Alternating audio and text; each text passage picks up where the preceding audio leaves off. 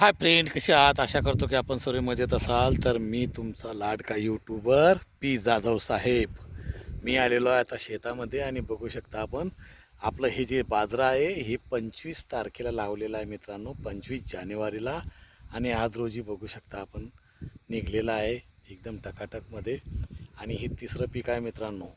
मी परत परत सांगतो व्हिडिओमध्ये की मित्रांनो, घरी बसल्यापेक्षा काहीतरी करा.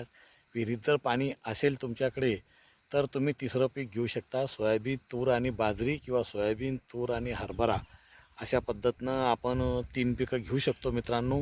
आता तुम्हाला मी सांगतो याच्यामध्ये आपण 8 पोते तूर आणि 7 पोते सोयाबीन घेतलं. आणि बाजरं बघू शकता मित्रांनो. बाजरं आपल्याला कसं बी 10-12 पोते बी 15 पोते 10 पोतेही झालं तरी भरपूर झालं मित्रांनो. उन्हाळ्यामध्ये 10-20 हजार रुपये आपल्या हाती खर्चा पाण्याला येतात. काही मोठा खर्च लागलेला नाही. 650 रुपयाचं आपल्याला बाजऱ्याची थैली लागलेली आहे. आणि एक 20-013 खत आणि एक रोटर मारलेला आहे मित्रांनो. आणि खुटल्यात आपल्याला काढणंच पडतं, काही विषय नाही. आता अल्ट्राजेन मारलं की बाजरं खुडून घ्या मित्रांनो.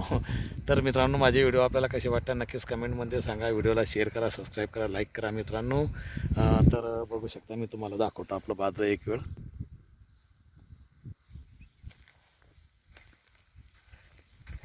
अशा पद्धतीनं मित्रांनो आपलं बाजरं निघलेलं आहे. बघू शकता आपण असे तासाचे तास दिसतील तुम्हाला. बघू शकता कुठं 3-4-5 असे झाडं आहे मित्रांनो. आणि बघू शकता हे अशा प्रकारे आता आपलं बाजरं निघलेलं आहे. कुठं कुठं जास्त चुकट्या पडल्या तर त्या आपण विरून घेऊ मित्रांनो. परंतु दाट झालं तर त्याला पर्याय आहे मित्रांनो, पतलं झालं तर त्याला पर्याय नाही. म्हणून या ठिकाणी बघू शकता आपण आता बाजरं कशा प्रकारे आहे. तर मित्रांनो, चला भेटू पुढच्या व्हिडिओमध्ये. बाय.